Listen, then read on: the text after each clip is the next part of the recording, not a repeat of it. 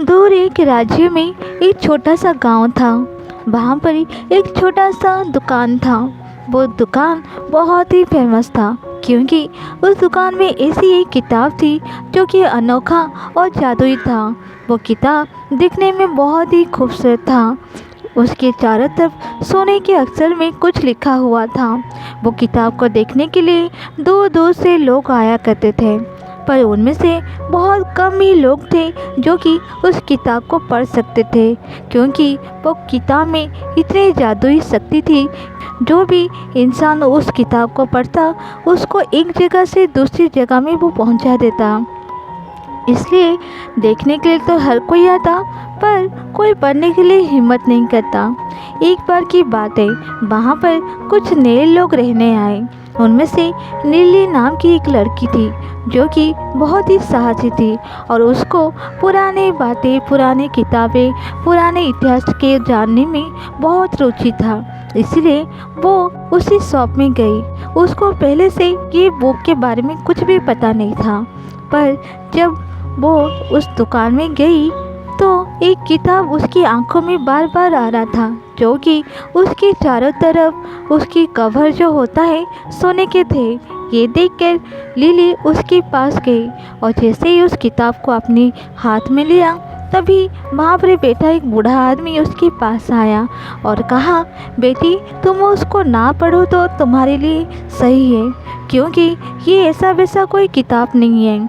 ये एक जादुई किताब है और ऐसे बहुत सारे कम लोग हैं जो कि इसको पढ़ सकते हैं, क्योंकि इसकी शक्ति जो होती है एक आदमी को एक जगह से दूसरी जगह पहुंचा देता है।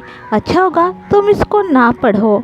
लिली को जब ये बात पता चलता है, वो बोलती है, बाबा आप चिंता ना करो, इसको मैं बस थोड़ा सा पढ़ूंगी। अब मुझ में इतनी काबिलियत है कि जो मैं इस बुक को संभाल पाऊंगी। ऐसे बोलकर वो किताब को खोल दिया और उस किताब के पन्ने को पढ़ने लगी। कुछ ही देर में उसको ऐसा लगा कि जैसे वो किताब के अंदर चली गई हो, क्योंकि जैसे वो आसपास की जगह को देखी, वो एकदम हैरान रह गई, क्योंकि वहाँ पर बहुत सारी राजकुमारियाँ थी जो कि बहुत पुराने जमाने के लग रहे थे और चारों तरफ हर कोई पुराने जमाने के कपड़े पहने हुए थे। यहाँ तक कि वो ऐसे ऐसे जीवों को भी देखी जो कभी आज तक उसने नहीं देखा। ये देख के वो बहुत शॉक्ड हो गई और साथ में उसको ये सारी चीज़ें, ये जगह उसको बहुत पसंद आई। थोड़ी देर के बाद वो जैसे आँख खोली तो वो वही बुक स्टोर में खुद को पाई। ऐसे करके वो हफ्ते में 1 या 2 बार उसी दुकान में आया करती और वो नई नई जगह को ऐसे ही वो बुक के द्वारा एक्सप्लोर करती। धीरे धीरे वो किताब से उसको इतना जुड़ाव महसूस हुआ कि वो ज़्यादा टाइम वो अपने घर से बाहर रहने लगी और ज़्यादा टाइम वो उस किताब के पास रह के वो किताब को पढ़ने लगी। उसको खाने पीने का उसको कोई होश नहीं था, इसलिए एकदम उसको एहसास हुआ कि कहीं ना कहीं वो अपने परिवार से बिछड़ रही थी और अपने परिवार वालों के ख्याल नहीं कर पा रही थी। इसलिए उसने ये तय किया कि वो आज के बाद एक किताब नहीं पढ़ेगी। ऐसे बोलकर जैसे वो किताब को रखने वाली थी तो एक अजीब सा आवाज़ उस किताब के अंदर से आया और कहा कि अगर तुम मुझे नहीं पढ़ोगे तो मैं तुम्हें मार डालूँगा। ये सुनते ही लिली बहुत घबरा गई और सोचने लगी मैं क्या करूं। वो किताब उसके हाथों से रखा नहीं जा रहा था, जैसे कि कोई शक्ति उसको पकड़ के रखी हो।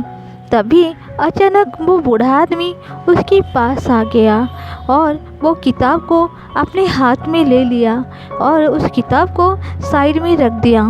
इसमें लिली थोड़ा बैठ गई और रोने लगी। वो बूढ़ा आदमी उसको कहा कि बेटा तुम परेशान मत हो, क्योंकि मैं जानता हूँ ये किताब जो भी पढ़ता है उसके साथ ऐसा ही होता है, पर अब से तुम्हारे साथ ऐसा कुछ भी नहीं होगा, क्योंकि ये किताब मैंने तुमसे ले लिया है। ये तुम्हारा और कुछ बिगाड़ नहीं सकता है। इसलिए मैंने तुम्हें स्टार्टिंग में ही कहा था तुम इस किताब से दूर रहो। हर किसी के बस की बात नहीं ये दुनिया को देखने के लिए, इस दुनिया को समझने के लिए। इसलिए तुम्हारे लिए ये अच्छा होगा आज के बाद से तुम इस दुकान को मत आओ। लिली ये सारी बातें वह बूढ़ा आदमी से सुनती रही और मन ही मन में खुश हुई कि अच्छा हुआ उस किताब से पीछा छोड़ा। अब से मैं अपना ज़्यादा टाइम अपनी फैमिली के साथ टाइम स्पेंड कर सकती हूँ। उसके बाद से लिली अपनी फैमिली के साथ ज़्यादा टाइम स्पेंड करने लगी। ऊपर से ये खुश भी थी ताकि उसको ये मौका मिला ये दुनिया को दूसरी नज़र से देखने के लिए। अगर आपको मेरी ये स्टोरी अच्छी लगी देन मेरे वीडियो को लाइक एंड मेरे चैनल को सब्सक्राइब जरूर कीजिएगा। Thank you.